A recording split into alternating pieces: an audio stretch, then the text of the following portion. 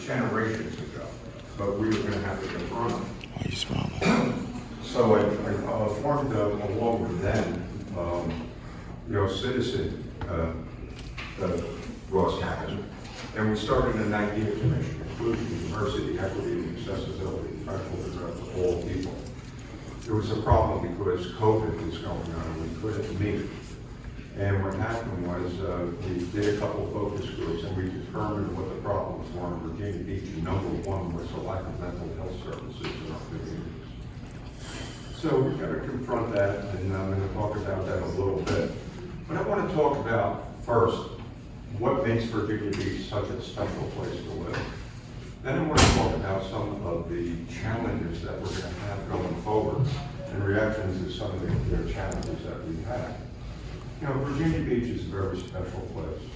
It's a city of heroes. We're proud of our military, and we're proud of our teachers. We're proud of everybody. We're proud of everybody here in this room. You know, we get a lot of kudos for a lot of things. But once again, as we look forward to the challenges that we're going to have, I can tell you that when Hurricane Matthew hit about 8 years ago, it totally rocked the foundation of change the priorities that we had in the council. And we had to put a lot of money that we weren't anticipating into other projects that were necessary. Now, one of the things is, with me, I don't know if you know, but I was a lifetime physical therapist of 45 years. And I did a lot of home care in the 90s while I was working on my doctorate. And I did a lot of home care, for the last 30 years since I've been here. I have been in your communities. I've been in the campus apartments. I've been in the homes. I've been in literally thousands of homes in Virginia Beach over my tenure since I moved here from the People's Republic of New Jersey back in 1990. And I still had said, coffee, walk, chocolate, so the Jersey still in it, okay? But the thing is, I've been in mansions, I've been in trailer parks, I've been in every home dealing with people.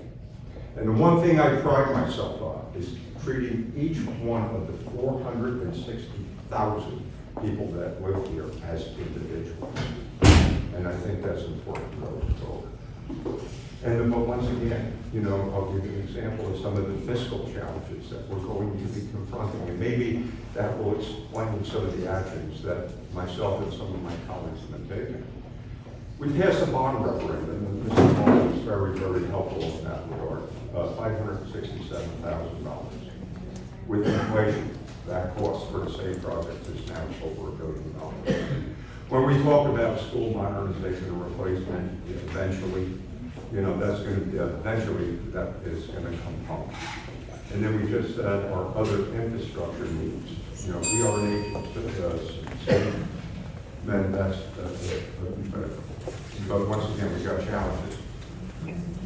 The 29th of last month, I opened up a HOPE initiative, helping our people excel. And that came out of the need that we have for the multiple problems in society and challenges that we face. When we talk about combining, what we're doing is going to marshal resources. We're going to have mental health, physical health. We're going to get mentoring for at-risk kids, and we're going to have workforce development. And we're going to be able to have the various communities, at-risk youth. We're talking about people that are currently incarcerated that have no hope. We're going to give them hope. We're talking about elderly that need companions. We're talking about disabled. We're going to be talking about PTSD veterans and homeless. We had the kickoff, and we were expecting 30, 40 people. We had over 100 people show up the other day because we have so many people in this city that are willing to give of their time, talent, and treasure to help an emboldened community. I've had my flaws as mayor. There was a learning curve. But once again, I think the city that we have, I would welcome the opportunity to continue to be your friend and neighbor. Help take the city to the next level of prosperity. And what we have to do is to create those new revenue sources that are going to help pay the bills of the obligations we're going to have in the future. But I just want to sincerely thank you all, not only for being here, but the Seatack folks being a valuable member of our great city that makes us who we are, Virginia Beach. Today I'm not done. Yeah. Thank you. Well, thank you. And good evening. I want to thank the Seatack Civic League, the President Mr. Gregory, the officers, the members of the Civic League for sponsoring me today. I am seeking your consent and your vote to be your next mayor. I also would like to acknowledge that you're a council member of this district, Fort Rimmage is in the back. Come on with the train up here. I think you're doing a good job for the vote. No, I think that what makes a community strong can never be stronger than the families that live in it, the households. Since family has a contemporary definition, it's very expansive today. But the financial health of families today is not good. They're under a lot of stress. I think it explains a lot of the other social ills that we are seeing, whether it's mental health, whether it's suicide, the economic stress that families are under, the difference between what they are earning, the bills that they have, the debts that they're taking on just to survive. Meanwhile, we continue to get cost of government that we cannot afford. That doesn't mean that what we really need can't be achieved within a lower budget number, but we can't continue to sustain 25% increases in our property taxes over the last 3 years when our incomes at best are 15%. It's not affordable. At home, you are making very tough choices. We are not making tough choices at City Hall. Does anyone believe that their budget is leaner than your budget at home, be it a business or your family? I suspect not.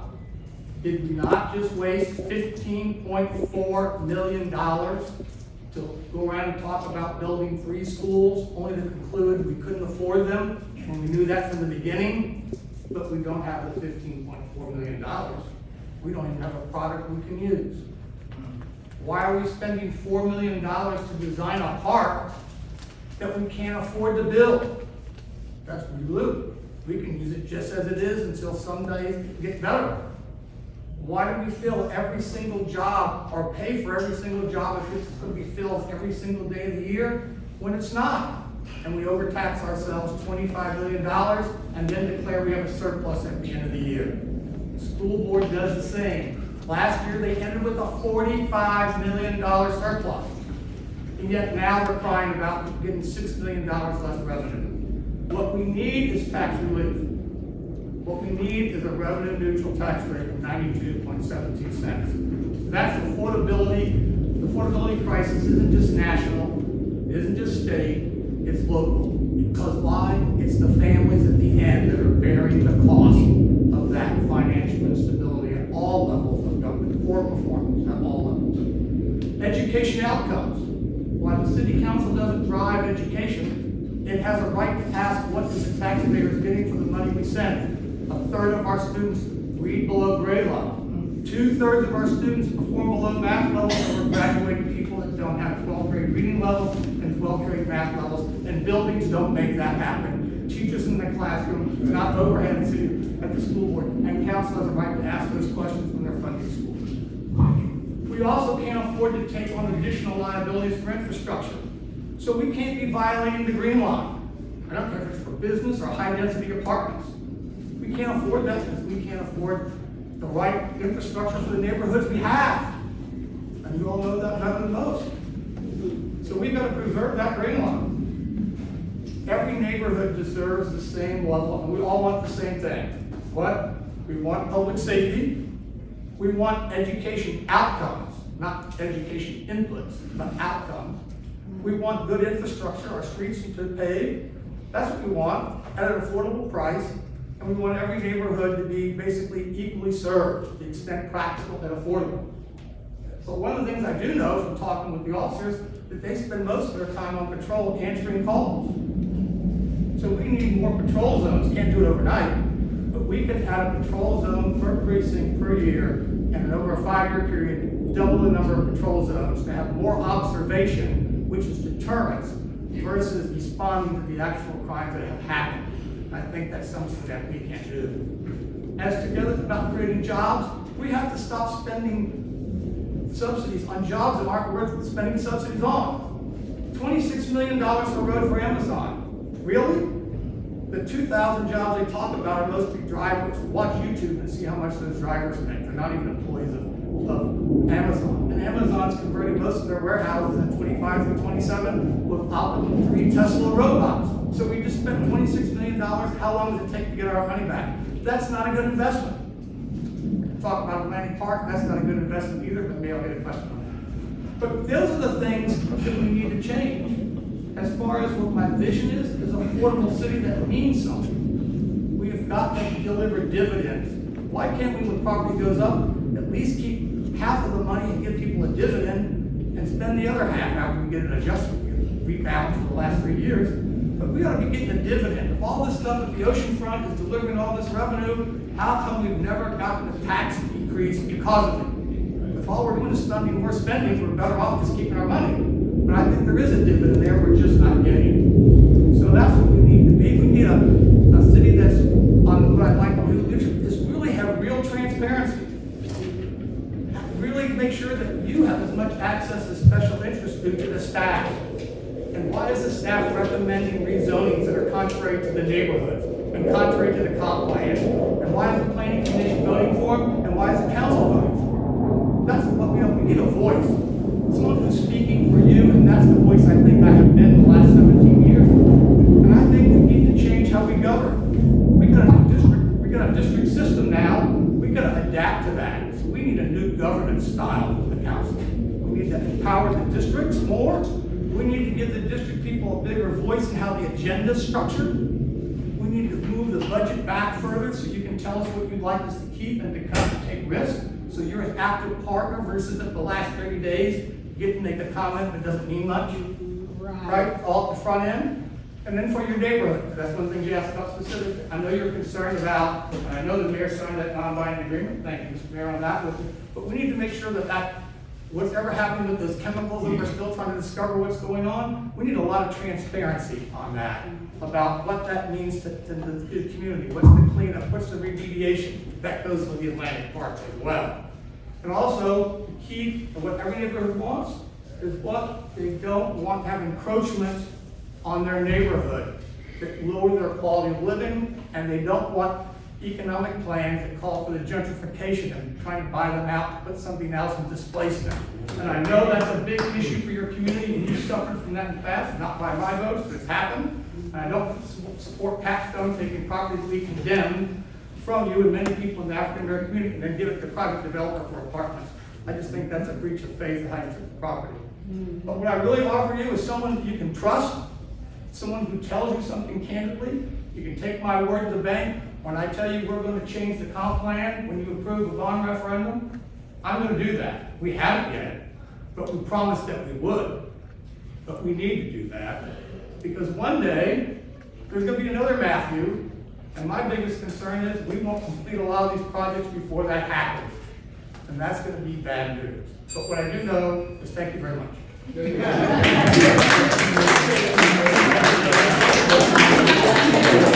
Well, I always figure it's better to end early. You know what I say? Be brief, be brilliant, be gone.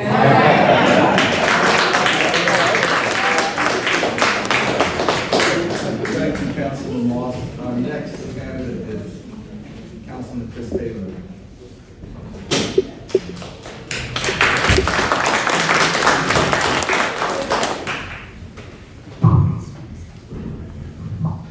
Raised this overnight. Good afternoon, good evening, everyone. Thank you for being here to Seatack Civic League. Thank you for having us. I do have some notes. I want to make sure I'm specific tonight in terms of the vision and the reason I'm not here for mayor. You can hold it to 99. Yeah. Get to be 105. Worked for John B. Dye man, leading the school board superintendent for some time when all of Great Neck was a farm. And that's how my mother in 1966 was able to integrate Kingstrand Elementary School as a little black girl, as the only one, because they had a relationship with, Mr. Moss said, the stakeholders, those prominent families. They weren't enslaved, they were free, they just didn't have any rights. So they worked, and they taught me to save for a rainy day, which meant when it rained, you couldn't walk from Rosemont Road to John B. Dye's farm and work for 25 cents a day. So you saved for the days it rained. My father was born here right in Seatack, a few streets down. Many of you know Douglas, who's passed on. He hung out with the late Bishop Arnold Thurgood. When they were playing, the bishop was praying. And it was a little wild, but he had a good time. My grandmother, Velma, we would hang out on 2nd Street in on Atlantis.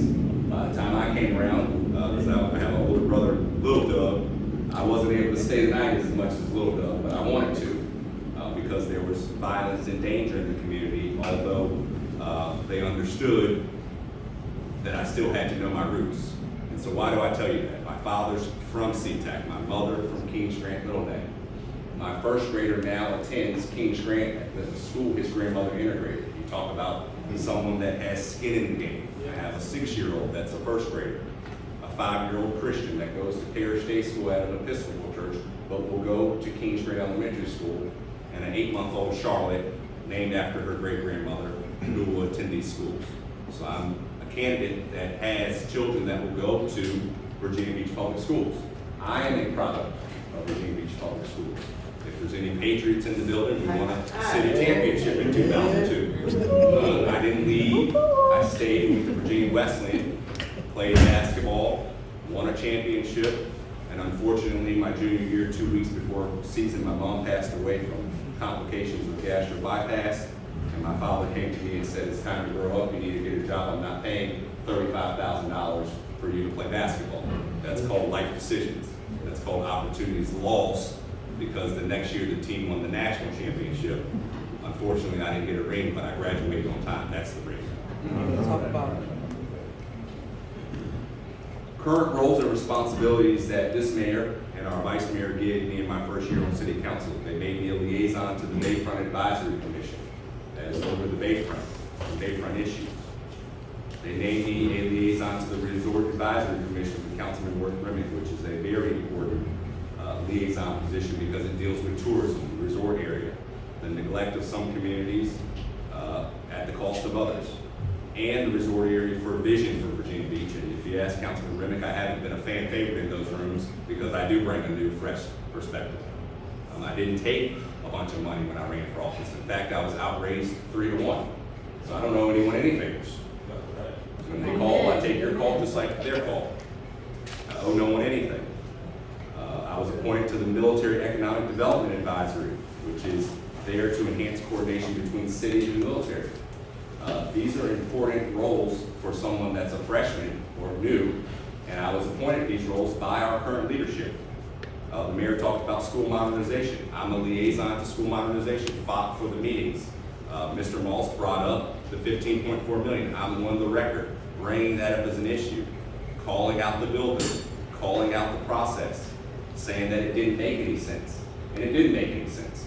And I had a meeting last week with over 80 parents at the Central Library talking about budget cuts and as it relates to school modernization.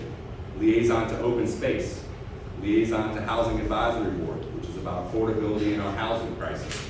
So if you think about who's going to lead us into the next phase of City of Virginia Beach, the current leadership asked me to be the liaison to all these positions, and some of them are the most pressing issues in our city.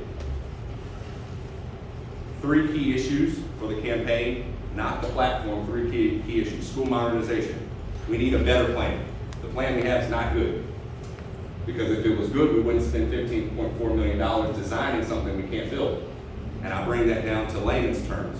I explain I would not have my wife design a 5-star, 5-day vacation in Aruba to take her to Chesapeake Greenbrier Mall. It makes no sense. Collaboration and accountability with creative leaders. Just this past year, we've had more meetings with the school board than we've had in the past 4 years. I'm a liaison to that. Public safety employee compensation, it's critical to our city. Yet we haven't had an updated market survey for our salaries in 3 years.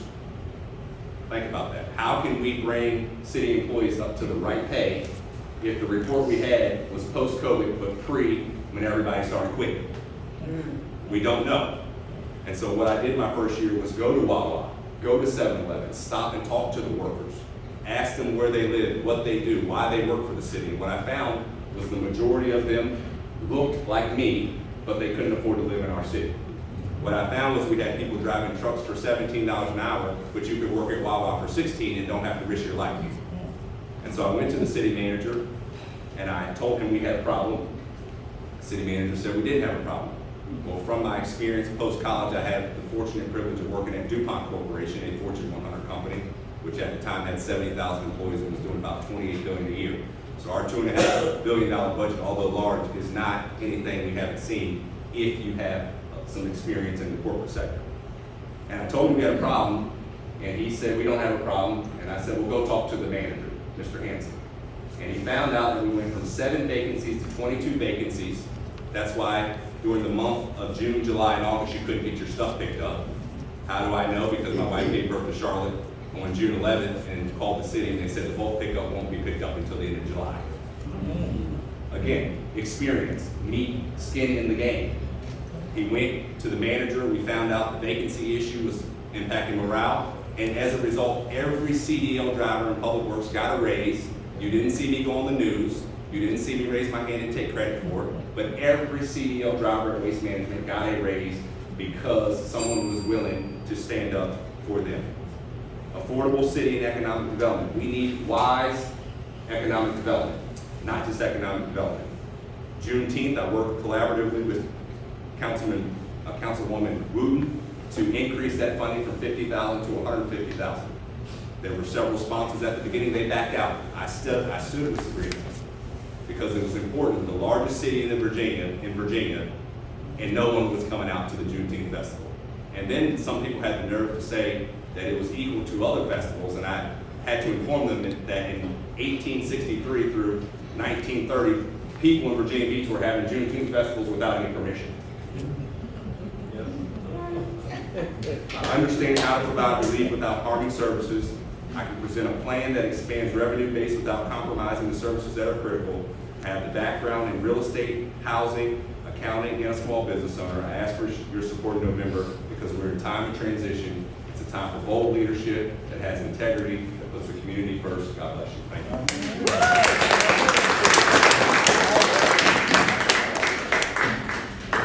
She's ready, I didn't even call her. And when the bell goes off, you still have 2 minutes, okay? Councilman Spring. So we've heard the last 30 minutes about a lot of issues and concerns and problems. Generally, I don't go last, but it's a good thing to go last. It's a privilege. It's an honor to stand in front of you today. I am Councilmember Sabrina Bruton, and I am running for mayor because all of the problems and concerns you've heard here tonight, well, while our city is managed, we need leadership. You can manage a city, but what takes the city to the next level is leadership, it's strong leadership. And that's what we need. And so I started the journey as a council member back in 2018, but prior to that, I've been a servant in the community. I have a heart to serve, not a politician. However, I've served in my church, I've done outreach, I've served the poor, the homeless, I understand those issues. And so when I came to Virginia Beach, I had an opportunity to serve as a police chaplain. And that gave me an opportunity to get out on the street, walk the beat with the officers. And then I had an opportunity to learn of some of the issues that face our city. It's no coincidence we're right here at Seatack, the heart of the city, where you're in a rec center that certainly needs to be expanded. And it should be equitable with the rest of the centers throughout the city. I serve in District 7, and I know what disparity looks like. We don't have a rec center. And so when I see lack of resources in District 7, when I see lack of resources here in this area, it bothers me. But it not only bothers me, it concerns me enough to act. And so when I came and started to run in 2018, I met Mr. Mims. And Mr. Mims told me a lot about what was going on in Seatack. And we talked about some of the issues. One, which is expanding this rec center. Another one, preserving the community here from overdevelopment. This area is so close to the ocean front. We not only should preserve the area, make sure we have conscious development, but we should make sure this is one of the prized jewels in the area as it leads to the ocean front. And so, in talking with Mr. Mims and talking about some of the concerns, the park that you have needed to be upgraded so that it has some of the accommodations that the rest of our park facility has all across the city. So, equitable resources, that's important. So one, you have to recognize that there is inequities. Two, you have to work with the community to ensure that you're working with them to implement change in that area. And three, you have to act. It's not enough to say, I see it, I know it, but what are we going to do? So my time on city council, I've come to the Seatack meetings and listened to the concerns. And one thing I can remember, and we'll talk about the budget, but one thing I can remember is this community coming down every budget cycle asking for the same things. Expanded facilities, additional funding for your parks and your facilities every year. And so what we have to do when we see disparities is make them a priority. And so making them a priority takes leadership that understands there's a disparity and we need to act. And so it has to be the right leadership that cares, that understands, that acts. During my time on council, I've had a chance to address disparities. The disparity study in Virginia Beach. When I came on council, that was one of the areas, the study came back, 15 recommendations on how we address disparity in this city.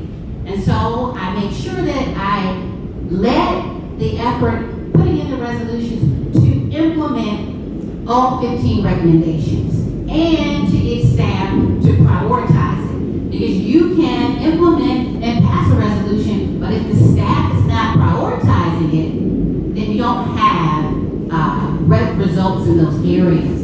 And so you see some of the numbers trending up, addressing minority businesses, small businesses, veteran businesses.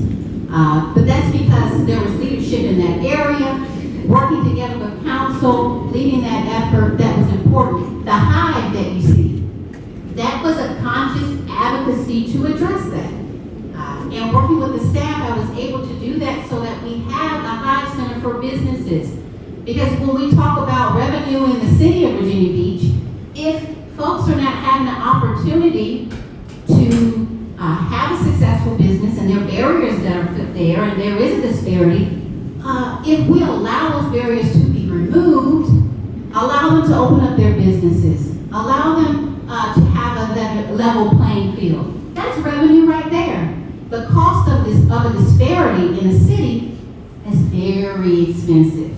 But when you address the disparity, you remove the barriers, you allow entrepreneurs and business owners to come in and do business, then you create another area of the economy and revenue.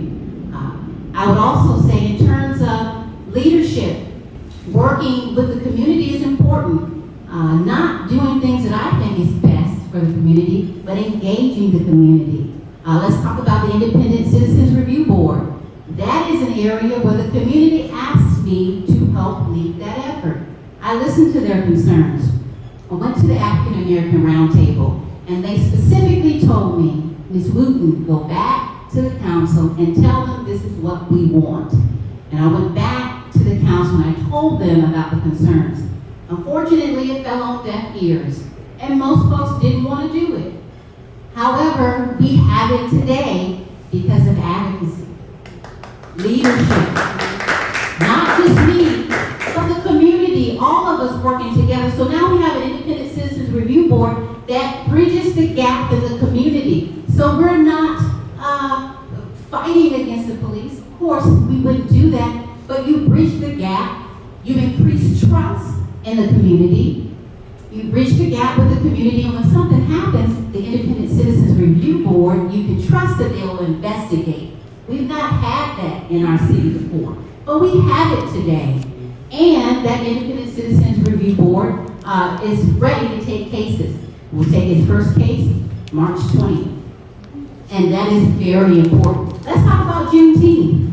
Juneteenth, that annual festival, that's where I work with young adults, and we sat down. They had an idea, and I worked with them to create the annual Juneteenth festival. And then subsequently, additional funding came with that. But that annual festival is important. It's a historical event. It's a federal holiday. And so it's important to make sure we had an annual event. And working with folks to make sure that that was an effort that was led. When I talk about Virginia Beach, it's important for us to understand we do have a 10-1 system. That's something I led the effort on as well. And in terms of advocacy, the 10-1 system we have now was now well received by my colleagues. And even now, there are things being done behind the scenes to push against it. But I've always advocated for a representative district because that's what the people said. And so for me, leadership is about listening to the people, working with the people, and making change and implementing change. Our city needs leadership. I ask you to envision Virginia Beach after 61 years. What does that mean? What do you visualize your city to be in the next decades? For you, for your children, your children's children. Well, it's going to take, yes, strong leadership, bold leadership, making sure we have opportunities for our young adults. Youth empowerment for me is very important. When I was a youth, I found myself in trouble. And I did some things that I wasn't supposed to do, got in trouble. And it added up to the essential issue of where I had to go before the court and address it as petty larceny because I made some bad decisions that I shouldn't have done as an 18-year-old in high school. So youth empowerment is important so we can make sure our young adults get back on track, even if they make bad decisions, even if they fail. You can continue what you're doing. You can go further. You can make a life for yourself. I didn't stop. I kept going, and here I stand today. The next person running as mayor of Virginia Beach. Why? Because we need leadership. Envision Virginia Beach stronger, bolder. For more information, you can go to www.wooten, WOTEN 4 FOR mayor.com. Thank you.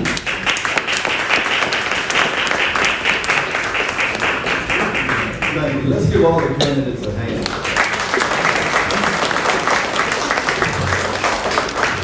This time, it's going to be our question and answer period. So when you ask your question, I ask that you stand, and I can recognize you. Also, it's one question per candidate, so don't ask the question stating at the beginning, this is for all the candidates. So get your best question for the candidate that you want to ask the question, and we'll address them at that time, okay? Are you ready? Questions? I recognize the gentleman. Hi, I'm Bob. I guess I have to ask one, so I'll ask John. I just read the city manager's update. I don't know if you are privy to that, but I read the city manager's update of public information. One of the documents in there is mental health update that Director Smith is going to present to the council members. I was shocked or surprised. There's many things in that about mental health and substance abuse. One of the stats that jumped out at me and said in the United States, there's one provider for mental health per 350 people that need mental health support. However, in Virginia, it's 1 in 480, which is shocking. And I serve on a city committee that we work with at-risk organizations here in the community, and I can tell you there's an urgent need for mental health assistance. I know Director Smith is doing, has a good plan in place, but I think there's more that can be done. And in the spirit of continuous improvement, what would you do, or what are your thoughts on how we can kind of accelerate what it needs growing? What can you do? What would you do to kind of accelerate the assistance we need here in Virginia Beach? Well, many of the council members who know, the big issue is a shortage nationally in the number of licensed clinicians. So either one, the state that sets those standards has to set a different standard for a, like, physician assistant, someone who doesn't have the normal full qualifications of a licensed clinician that can do a different level of work. That's one thing the state has to address. It is a licensing issue.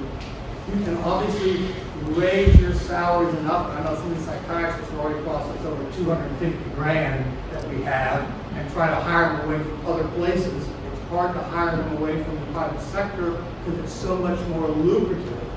So you've got to increase the supply, and you have to reduce the standard to get other people who can provide levels of service. Many places are going, believe it or not, looking at artificial intelligence, AI assistance. I'm just telling you that is really happening today, and I've seen some nodding heads. So, well, we may find that as traditionally not liking it. If the answer is there isn't enough people and you can't produce, you have to look for innovation and see how that works. But you have to increase the supply.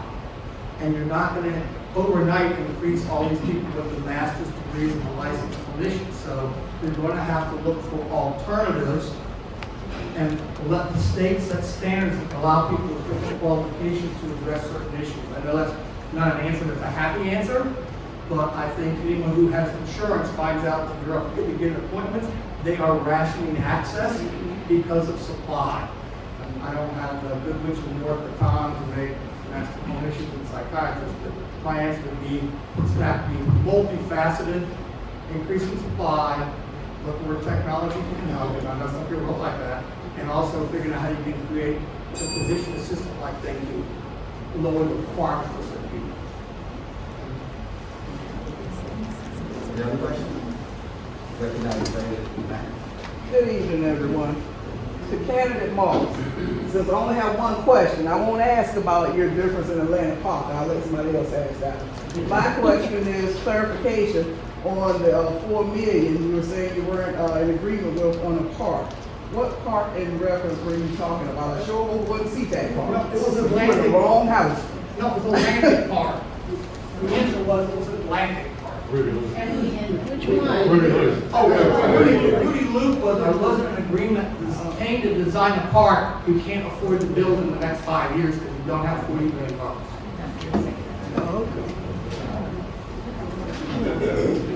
recognize the young lady in the front row. Okay, so my question is for the mayor. So, I am the person who was one of the people who was coming to the budget meeting every single year about this facility as well as our Seatack Park. But I also attended some of Councilman Worth's meetings, and at one of those meetings, the gentleman was there, and he was talking about the renovations that were gonna happen at the oceanfront. And if I remember correctly, it was 48 million that was going, and he called it a facelift. And for me, a facelift is a tongue or a nip. And so I'm just wondering, does it really need 48 million? And since that money has already been approved and put in the budget, we ain't talking about the upcoming budget, we talking about the money already there. Why we can't have a couple million of that? So we can get our parking lot at our park. That's something that can be done now. The city manager said we need 2 million to do our park. I ain't asking for your whole 48. I just want 2 of them to get our park done. Okay, I'm gonna just say this, and I'm gonna be very honest with you.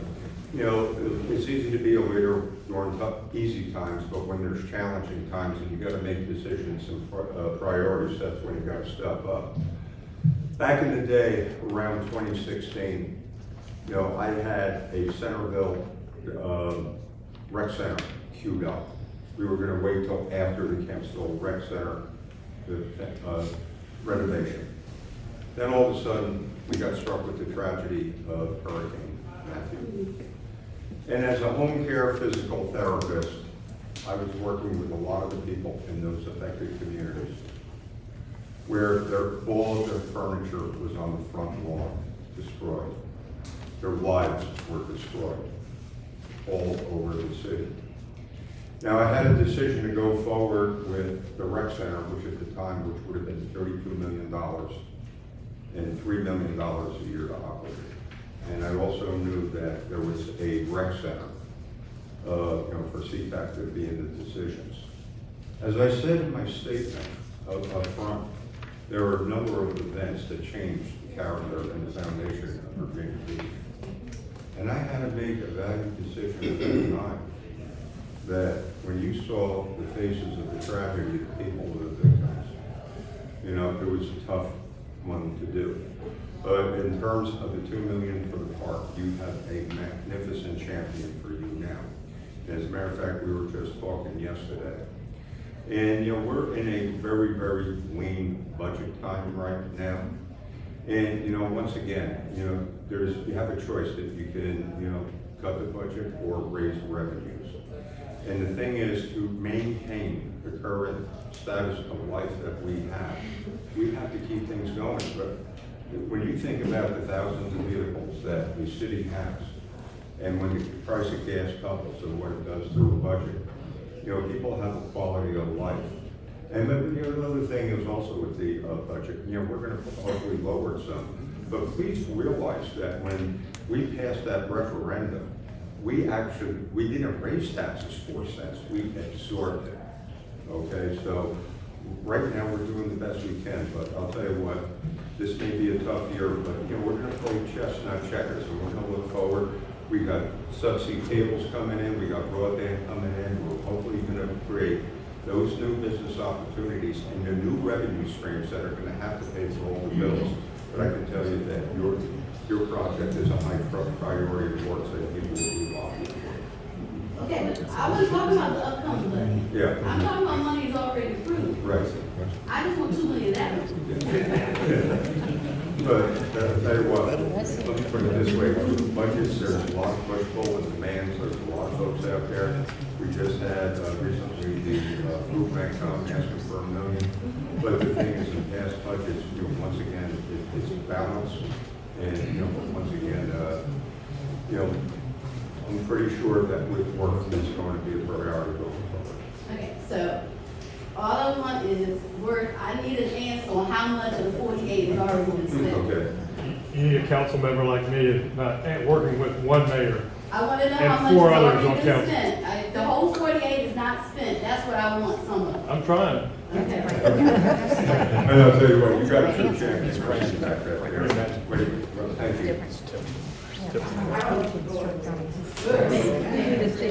You recognize the lady? Oh, I'm sorry. Maybe we can get a clear-cut answer from out of. Speak up just a little bit louder. Hi, my name is Ratisha. I was wondering if we can get a better answer from Chris Taylor. My question is, I've heard you talk about taking care of your grandmother from 99 to 105. And the biggest thing we like at the park is when we have a lot of seniors in this community. And with the seniors, with age, exercise is a part of their diet. And we would like our park to be adequate for them to not have to drive way to Mount Trashmore to get a track. So if you become our mayor, will you be able to get a sum of that 48 to be able to get a pinch done?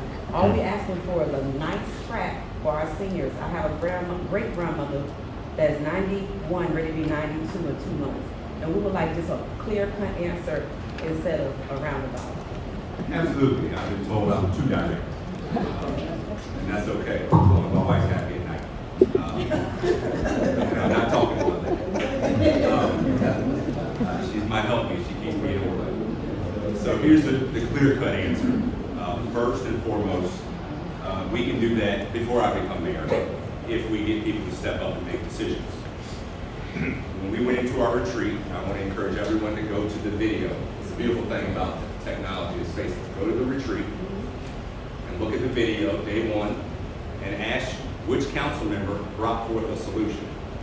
And what I did was I worked with staff because we have what's called deductions. You guys, every time you go to eat, there's a food tax. When you stay at a hotel, our tourists come in, tourists are paying into this. Every time someone gets a pack of cigarettes in Centerville, they're paying into the tip fund. And previously, the culture here is that the RAC Commission, who's supposed to be advisory, is controlling the fund. And I was told when I came and I had to ask for permission, I told them, I'm on council, you are advisory. So let me give you where your $2 million is. And I said this at the retreat, I haven't gotten any feedback because we have other priorities. That's the answer is, the reason Seatack centers the way it is in the parking lot is because no one has stepped up and made it a priority. If we were to reduce 1% reduction in hotel tax rate, it wouldn't affect any of your taxes. It wouldn't come out of your pocket. 1% is equivalent to $5.7 million from the tourists. Right now it's going to the tip fund. That's the $48 million. So we could easily slice off 0.25%, all right? When you look at amusement tax, when you go to Typhoon Lagoon, no Wildwater Rapids, when you go to Surge, I have kids, they want to go to the trampoline park, we're paying an admissions tax that's going to the oceanfront. I asked, what would a 2% reduction in amusement tax equal? Again, no new money, not out of your real estate taxes. A 2% reduction is $1.56 million. All right? 5 cents in cigarette tax. We know people are smoking less and vaping more. But our General Assembly hasn't passed that legislation to tax vaping. If we took 5 cents out of the cigarette tax and gave that somewhere else, that's equivalent to $518,000. So because I asked some specific questions of the staff and required a real answer, not a dance or around the bush, I was able to identify, let's go 5.7, 1.5, that gets me 7.2, plus another 5, $7.8 million that we could remove from Atlantic Avenue. They're not missing anything. Councilor Mick and I disagree here. Cavalier's nice. I can't afford to stay a night. Restaurants are nice. I can't afford to go to the hunt room and drink whiskey. Only a restaurant. Not even then. So it took a pay cut to serve on city council. And so we as a council made the decision to use some of this math, this new math, and these are policies that are 30 years old. Ask yourself. These are policies that were set in the 90s and early 2000s by previous city councils, some of which we have members here, to move this money to the oceanfront. Yes, we need to take care of our tourism. But when people come to Virginia Beach and buy a pack of cigarettes, go to the museum, go to the aquarium, or go to the trampoline park and stay in a hotel, that money needs to be funneled back to each district so you can see the benefits of tourism.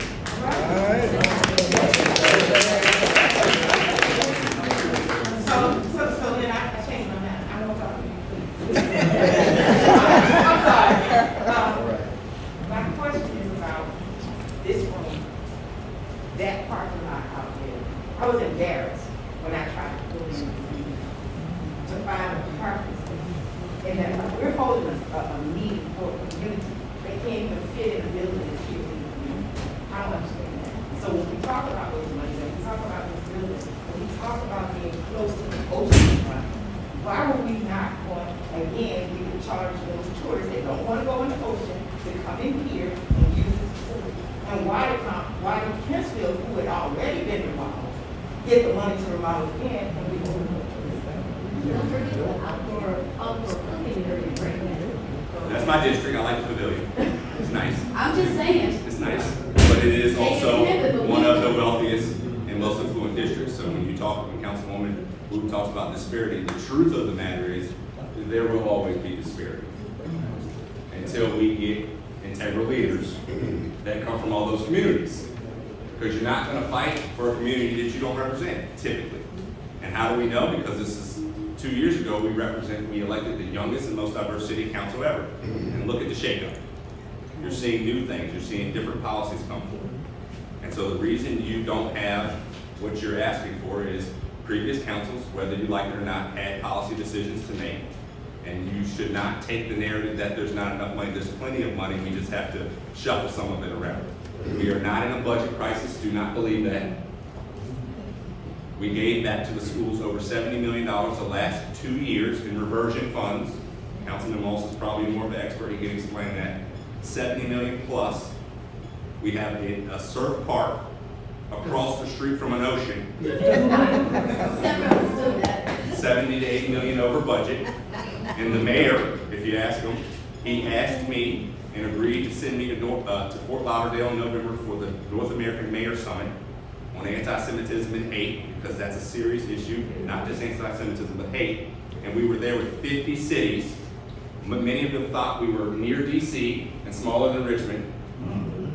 And I spoke to their mayor and council member, and they said, we're building 1 million square foot onto our convention center in an 800-room hotel, not a surf park. What are you doing?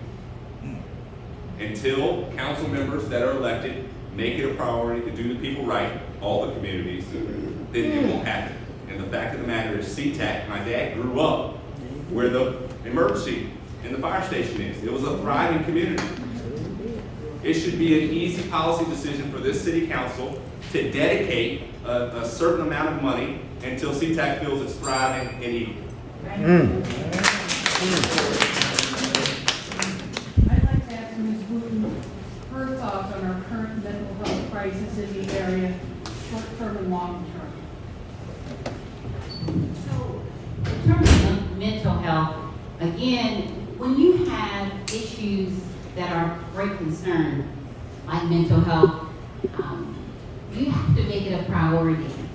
I think it should be a state of emergency for us. Mental health, we know during the pandemic, mental health was always an issue, but it was highlighted during the pandemic. And I think it is important that we declare this is an emergency, a state of emergency for us. And we should seek areas of funding, state, federal, but also reach out to some of our partners. I had an opportunity to talk to and sit down with Centera Health Care. And in my time in speaking to different school districts when I visit, I go out, I visit, and I ask the teachers and the students, what do you need? Mental health is the #1 issue that they talk about. We need counselors, we need access to mental health. And so in talking with the Centera health professionals, they are looking at new ways of offering services.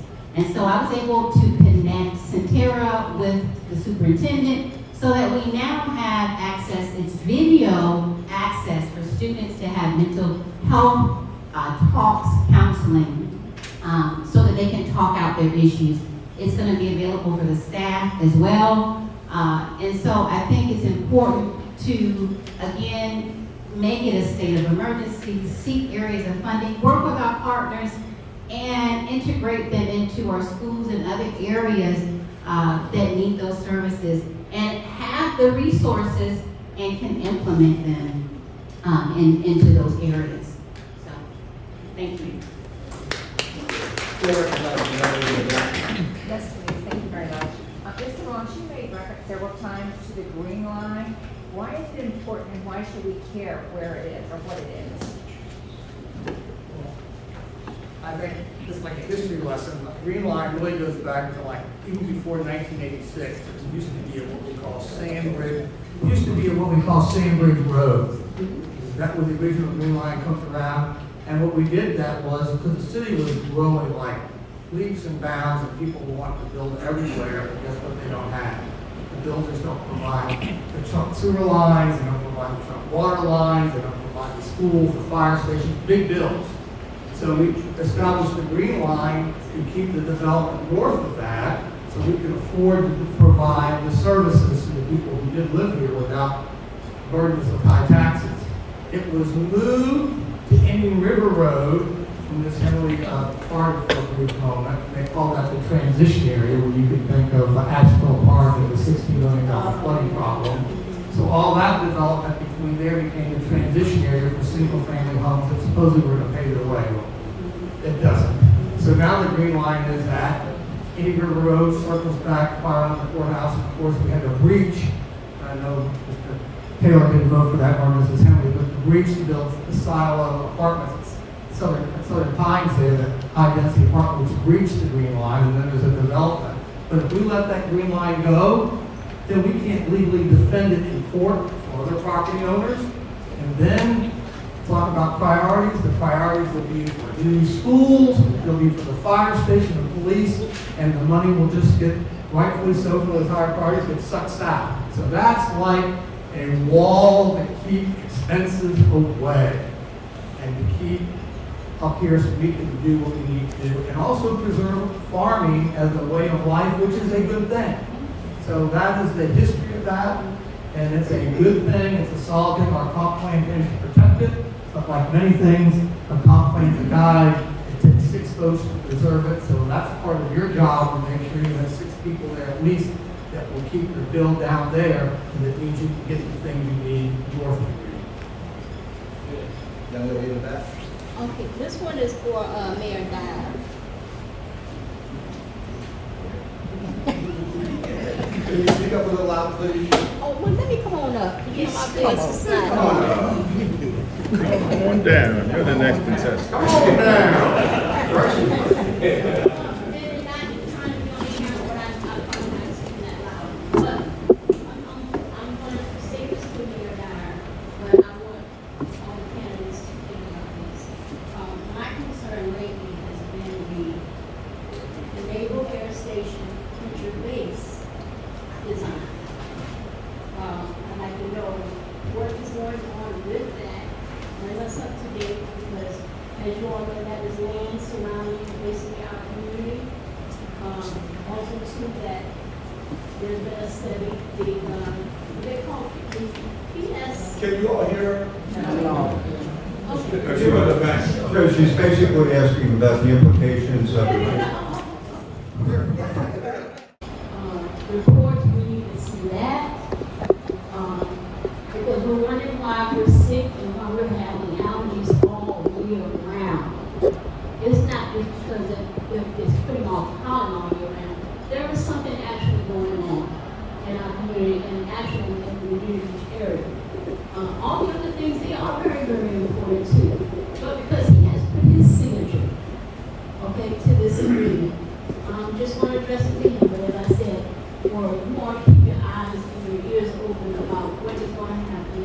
We talk about a green line. We better start considering a green line in the future of what this actual project is going to consist of to protect the community. When we talk about development, we're talking about national. It may be to the national defense, but still, we still have to live here. Okay? Thank you very much. Thank you for coming out. No, I'm glad to answer that, obviously. Part of my roles, I am a chair of a group called ROMPA, the Hampton Roads Military Federal Facilities Alliance. And once again, national security is paramount. And, Oceanic is a very much part of our DNA, the people that live here. It is also essential to national defense. But once again, as we look at, some of the, things that are going on in Washington, there's a lot of money not coming into base infrastructure anymore. And that's roads, barracks, hangars, infrastructure. So the military is looking for innovative ways, to help pay the bills and things of that nature. And one of the problems that we're going to have, and one of the challenges we're going to have economically going forward, is Virginia Beach, we're running out of land. And so we have an opportunity right now where they just want to shrink in some of the fences and we get 1,100 acres that we might be able to put some, hopefully, defense-related facilities there. But once again, it is designed for a win-win situation. Now, once again, being in proximity of a jet base is obviously a challenge to any adjacent neighborhood, and we appreciate that. And the one thing is, though, the Navy really goes out of its way, to find the balance to be a good neighbor. I'm sure a lot of folks hopefully went to the air show. There were over 300,000 people come. But the thing is, we are a city of heroes here in Virginia Beach, with all the military presence. A lot of people, we're one of the top cities in this nation where people retire from the military and want to stay here because of the quality of life. All the military's spouses and children, they're in our schools, they're teachers, they're nurses and places like that. they are very much ingrained into our community. And, you know, we have a secure pride with them. We meet quarterly with all the bases and everything to make sure things like traffic and other things are observed. But once again, with any other projects going forward, your voice will be heard. Thank you. We're gonna have a couple of questions. Make sure you get the numbers, websites, email addresses from the candidates. And then we're gonna have, when the candidates gonna stick around a little bit after we conclude everything, and if you have more questions, you can do that. Young man in the I have a question for Mr. Moss. Okay, we currently in the 10-to-1 system, right, as far as voting for the city council. How do you feel about at large, and how do you feel about the 10-to-1? What is your take on it and why? Well, as far back as 1990, I supported the district system, but it was the 7-3 because that's what we had the support for. We actually had a referendum on it. It got approved. It went to Richmond. That's when Linda Clannon was a delegate. You may remember Linda Clannon. She was husband. It passed the House of Delegates, but as Councilman Taylor talked about the behind-the-scenes move in the Senate, with then Will Sessoms, and then in the Senate, Ken Stolley hijacked it, made an amendment, so we got the 7-3 all equal representation, but still all elected at large. So we didn't get. And then they had another referendum with a very clever wording. Would you rather vote for all 11 people or just vote for 5? I think that's what it was. It was, you know, come on, it really wasn't objectively worded, but that's the system we were working against. I then, along with Ms. Wooten and my other colleagues, we voted in August for a referendum for a district system. We fell a vote short because the people wanted to hang on to the status quo. That wasn't me again, I supported that. When it came time for the court case, I didn't support what we were being accused of, but I wasn't opposed to district system. I was opposed to a judge drawing districts for us rather than drawing them for ourselves. I also agreed to the settlement that we came to for 10-1. I also spoke aggressively against people trying to have the listening tour for almost $40,000. That was nice parking spaces. But nonetheless, and now I even supported the people passing the bill to get the charter changed, you know, to make that charter change to comply with the court ruling. So I have been in favor of district systems because why? Not because of racial issues, but because it empowers the moneyed interests are empowered by the at-large system that we have the uniparty. They back Democrats, they back Republicans, as long as they back developers. And this is a system that gives the power. I'm like, Chris, I don't get all that money because they don't own me. I just own myself. But so I did support the system. I didn't support the conclusion of Judge Jackson about this as racially discriminating. It's money discriminating, but it's not racially discriminating. But I support the 10-1 system. I've said that for a while.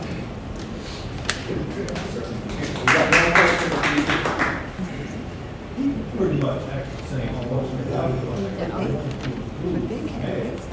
response as well, because you along with your colleagues continue to appeal based on, I don't know if it's a charter that needs to be resolved or what is the issue? And I have one more question. This is directly for Mr. Taylor and Mr. Moss, the second from the 10-1. Can I wait for that one? No, okay, good.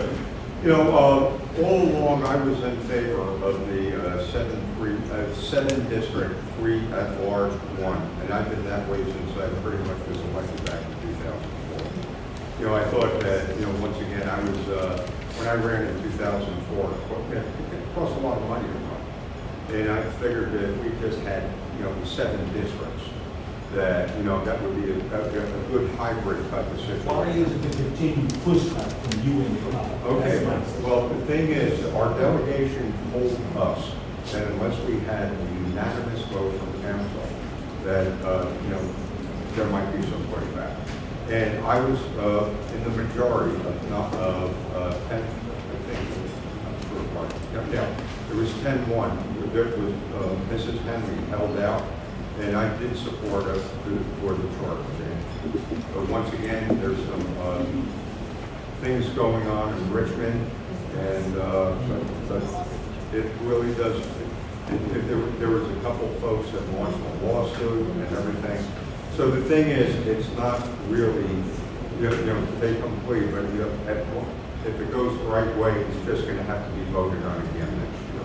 But I was one of the votes that recommended that we go ahead and align the 10-1 system to the charter. Can someone tell us about the lawsuit? I think that's important that we know about the lawsuit and who's bringing it. I'm sorry. We can't talk about it. First of all, if the governor signs the bill that's passed, the charter is amended. That's first of all. There's one lawsuit in federal court that's followed by Rick Wallowitz. That's in federal district court.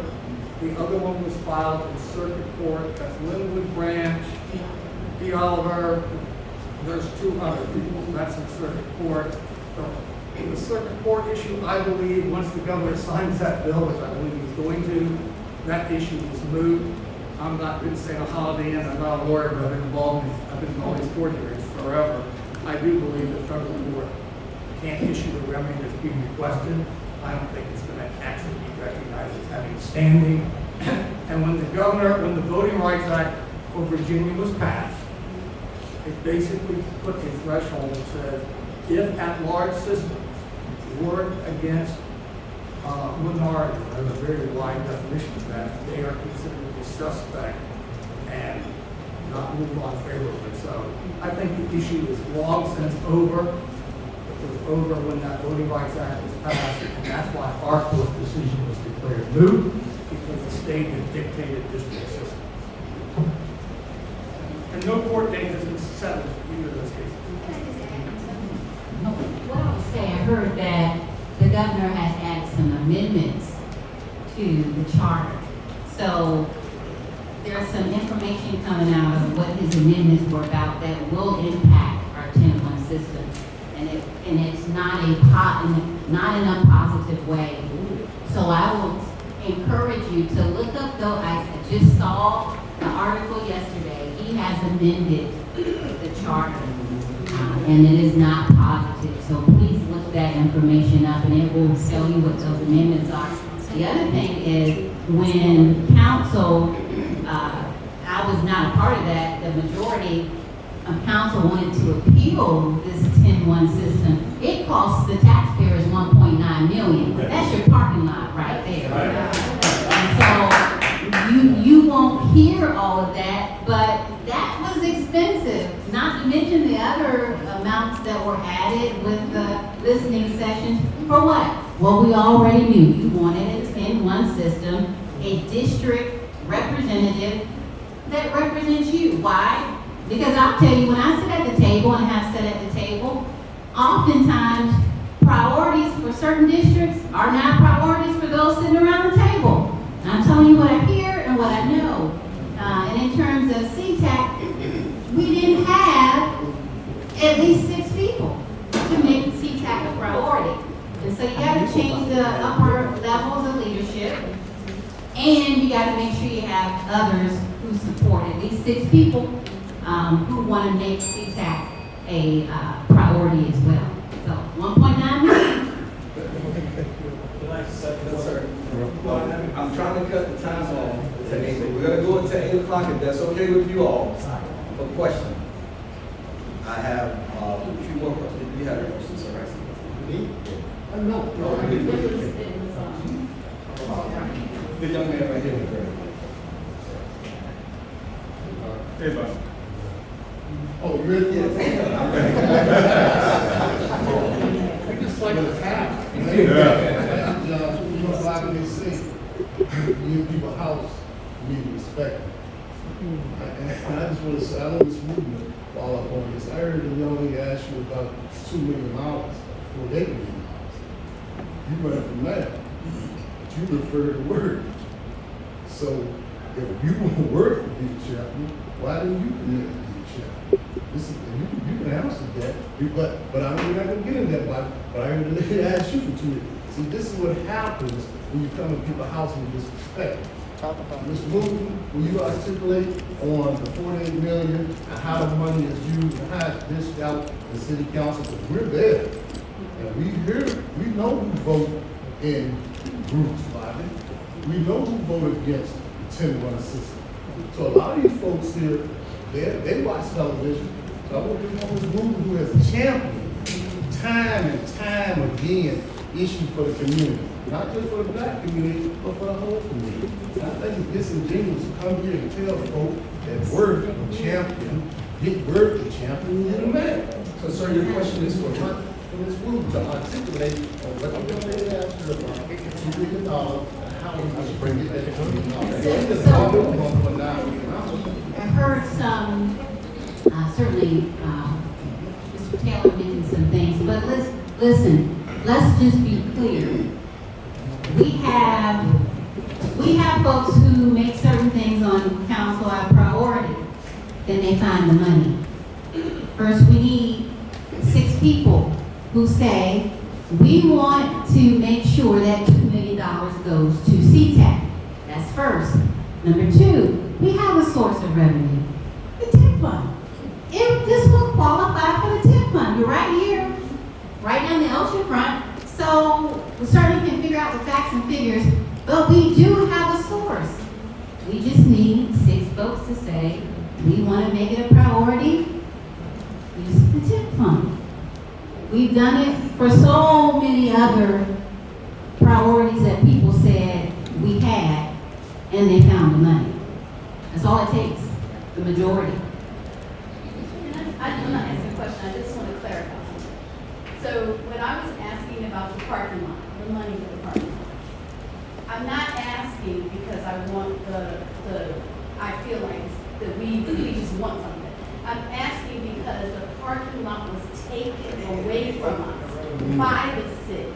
When you widened Bird Neck Road, you took our parking and left us with 4 slots and a bathroom spot, so 3 slots. Porter John. Porta potty, sorry, clarification. Well, we got a working one now.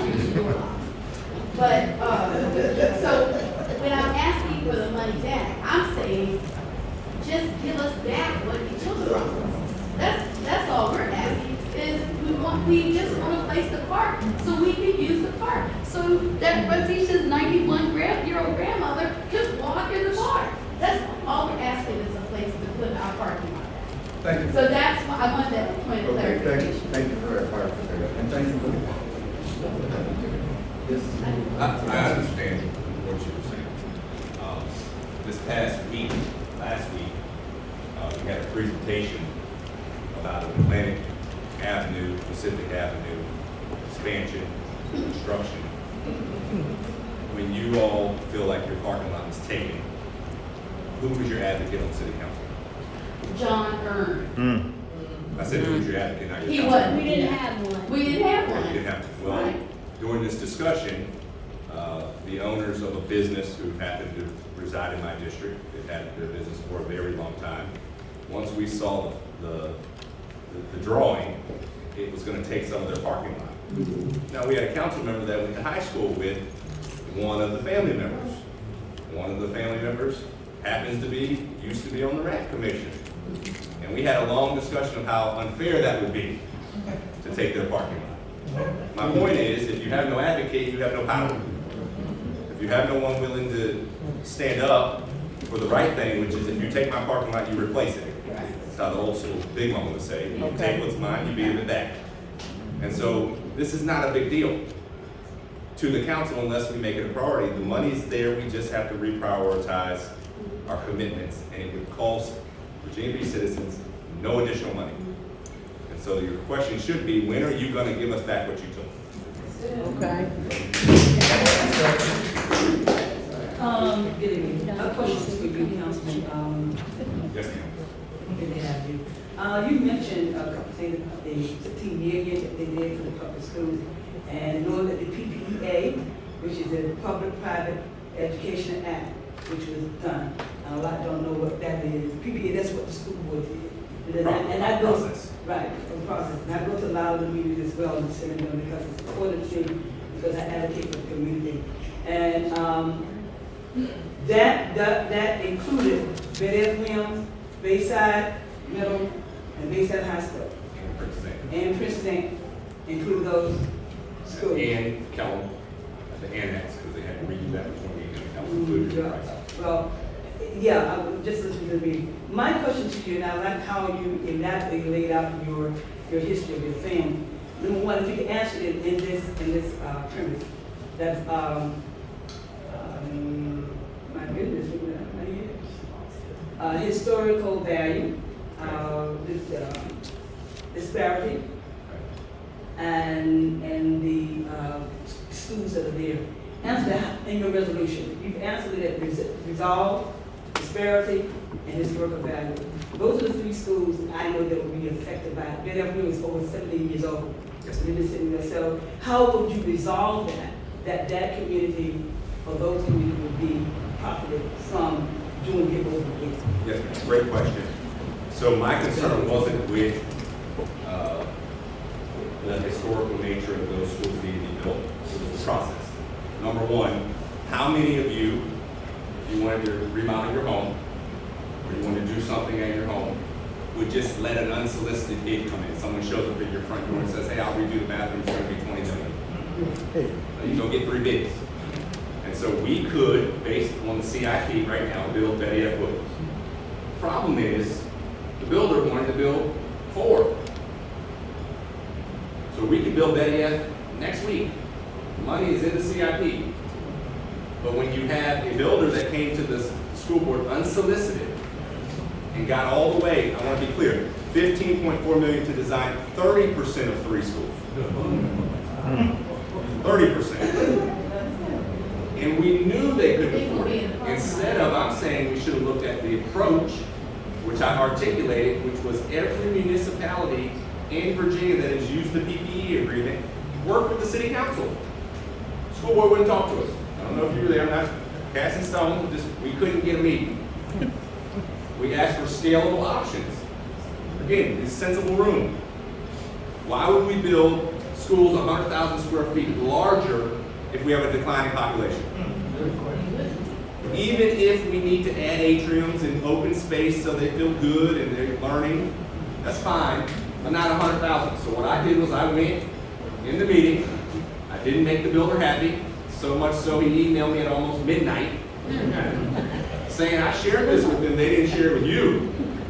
Scalable options, the Honorable Felton, included that we could deduct $50 million added from all the meetings we had in the city. If you went to one of those meetings at a school to give them your ideas, that equated in the end to $50 million in additional money for schools. So you take that $50 million off. Princess Anne High School, they have $1.5 million in there for an electric bus station. How many buses are electric? But it was a good idea. So to your question, no issue with the historical nature and the need for those communities that feel like we are going to treat them like Kellum and treat them like Great Neck, because Great Neck Middle School is dynamic in my district. We could build Betty F. next week. The question is, why won't we? Because the builder wants to do more than one. He wants to build $656 million worth of schools. We just need Betty F. for about 58. And this is all public knowledge. We cannot allow builders to come tell us what they're going to do. We need to tell them what we need them to do.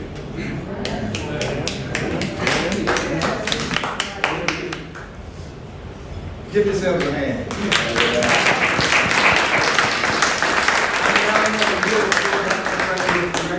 You may have a question, but if not, the floor is yours. Yeah, but I did have a question that was more to Councilwoman Wooten, and it kind of popped with something that I heard you say. I wasn't all that clear about when you use the word gentrification. Get in the mic. Gentrification, and Mrs. Wooten, you was talking about preservation. I just wanted you to elaborate a little bit on your idea about preserving Seatack in some kind of meaningful way that would complement our city to where we won't feel like that. So where you do that, that we are being downplayed in this community. Thank you for your question.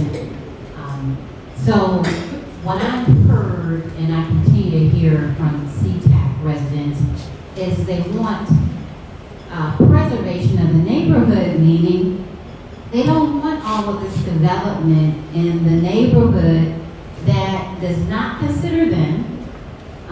And when it is done, they are not a part of the process in terms of jobs, opportunities, and those sorts of things. And so what I'm hearing from the community is include me in the process. We can tell you what we want if you just include us. And preservation is important because this is a historical community. And so we really, and I've said this before, we really need a task force for Seatack. The task force is important because that task force will work with staff. And your concerns now are made a priority for staff because you're able to communicate with them what you want. And if it's something that you don't want, then you can tell them, we don't want this. And work with, of course, the council, because now you're a task force. You bring back your recommendations instead of letting people tell you what they want to do in your community. That's very important. And I think as we move forward in the city of Virginia Beach and we envision what we want for our community, it's got to be a shared effort. It can no longer be in leadership telling you what you want, what their vision is. It must be a shared vision where you are integrally involved in the planning and the say-so of what's happening in your community, and you're able to work along with staff and others who make those decisions. And that will help you make sure you're a priority along with the right leadership. Because folks can get what they want to get done when they make it a priority and they have the majority. And so we need to make sure that Seatack is a priority. That's a task force. And even before task force, a work group working together, citing out all that you want, working with staff and council and saying, let's get this done. It's great information there. Gentrification deals with the neighborhood is still there, but the people are displaced because the city adopts economic policies that makes it economically attractive. So one of those things sometimes can be short-term rentals. Thank goodness 75% of the property owners have to agree to have short-term rentals, so that's something you are protected against. Some people advocate that we should change zoning because we don't even have affordable housing, so they want to be able to put duplexes where single-family homes are. Well, that's something that you don't want because that's how gentrification happens. Also, you are part of gentrification by what? Keeping your property and transferring it within your family or friendly sales like farmers, because think of Milldam. Think of those traditional African-American communities in Virginia Beach, revenue sharing money. We took revenue sharing money, put in water, put in sewer, put in streets. And how many African-Americans you see are minorities living in those neighborhoods today? Partially, some people live there sold out when their parents passed away, they want the money. But that's gentrification. That's a transformation of a community because it's economic value because of proximity or whatever, and there's more money to be made if you get out of the way. And that's what gentrification amounts to. And that's what it really is. So that's historic designation makes a difference. All those things. You gotta watch every bit about a comp plan, and you need more ordinances than comp plan, because comp plan is a guide, ordinance is a restriction. And what you want is restrictions to preserve the historical character of your neighborhood. That does take a lot of work, and everything like the Supreme Court takes 6 votes out of 5. But 6 votes is the max. And in the district system, that's a little harder. I think Board Rubin knows would agree. That's a little harder than the district system. Well, let's give all of our presenters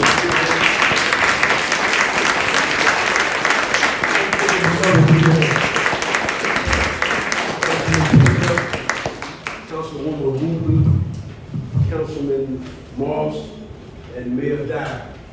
Thank you all for coming tonight, sharing your vision and your platform with us on this evening. Y'all, let's give one more big hand.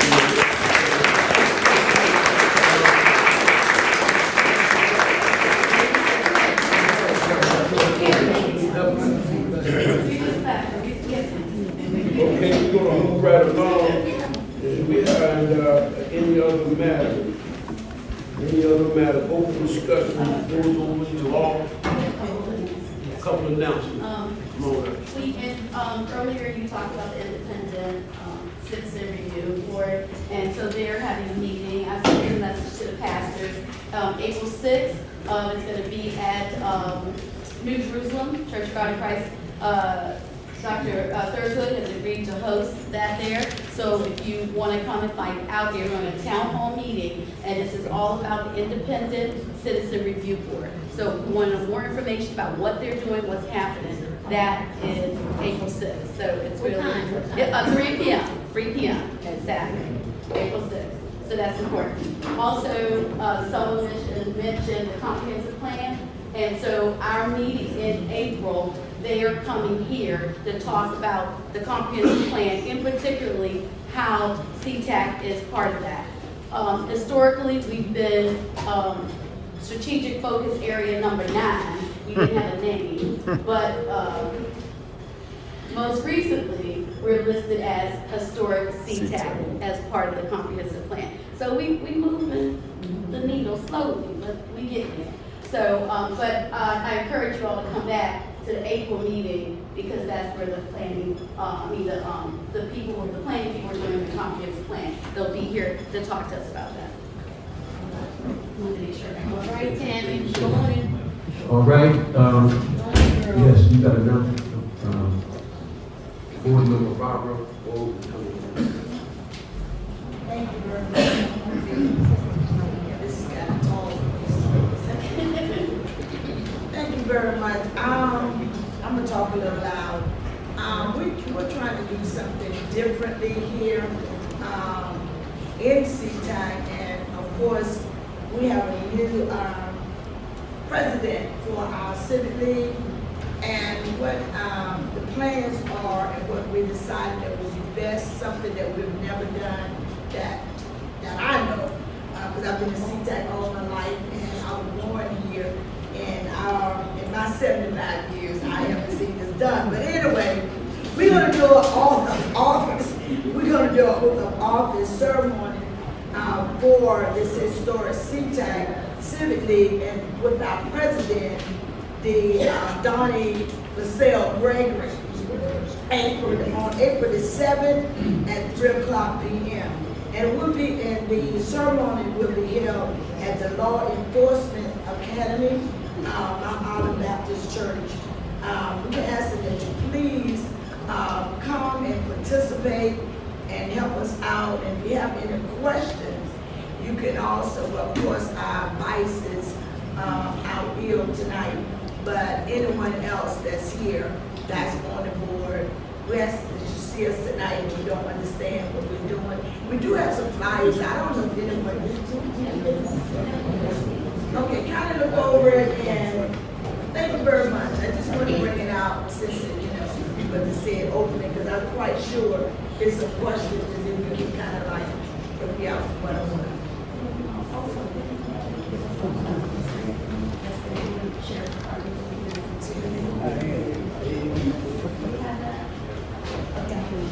Okay, we have one more announcement. They're coming up. Our vice president is not here tonight, but we have so many things we're trying to organize and make sure that we cover everything. So I'm giving it back to the president. Thank you so much. For the law enforcement, the sheriff Rocky Hope, Easter extravaganza. It's going to be Saturday, March the 30th at 10 a.m. to 1:30 p.m. Law Enforcement Training Center. 411 Integrity Way in Virginia Beach. The Easter egg hunt starts at 10:30.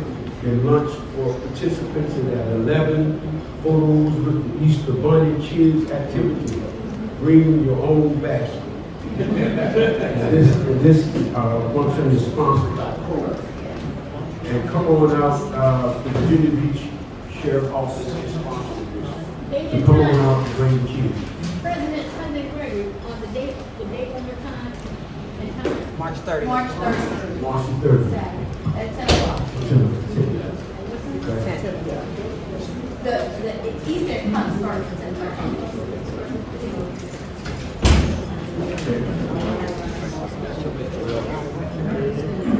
Well, this is the first meeting that I presided over. Is that you all right? What's your man?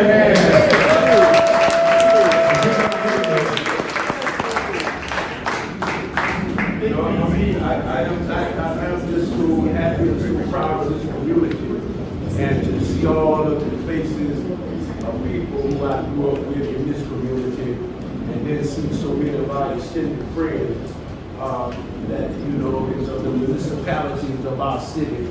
It's certainly gratifying that I have rose these heights to stand in the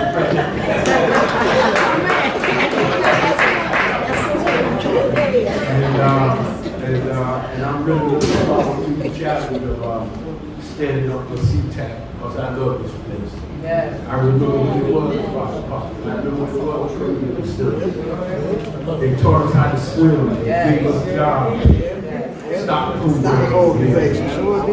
And we just trying to hold on to what we got. You know? We just trying to hold on to what we got. The question that I was asking has to do with that part of the process. I don't want to next time I'm not going to be. I want to be here. Oh yes, it's very important. Going forward, we want to increase our membership even more than what we have on record now. It's $15 a year, and you can get an application, or you can pay $300 for a lifetime. And so you can get with for right now. CC is here. Yeah, CC. Get with CC and you can membership. Now look, we do have an office next door, and me as the president, I plan on going in 4 days a week. And I'll be in there from 10 o'clock in the morning until 2 o'clock in the day. That's right. And I'll be busy. That's my favorite. What are the 4 days? 7, come here, 10, I'm telling you. If you're 75 years and older and you've lived in Seatack for 50 years, you will become an honorary member. You don't have to pay yourself. You know, we got people here who know who you are. So I don't want to say I'm 75, but then they're 50 because they're gonna be like, no, you did. I remember when you moved here, so. You a transplant. Yeah. A transplant. You can even close to 70. We got the benediction, the chaplain is coming with the benediction. Thank y'all again, I'll see y'all on the 7th. Let's give Donnie Gregory a hand.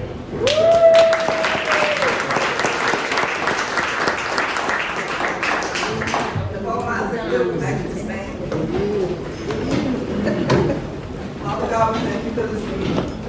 Thank each and every one who came to share on tonight, and those who came to listen. Help us to be good stewards of what we've received. And as we leave this place,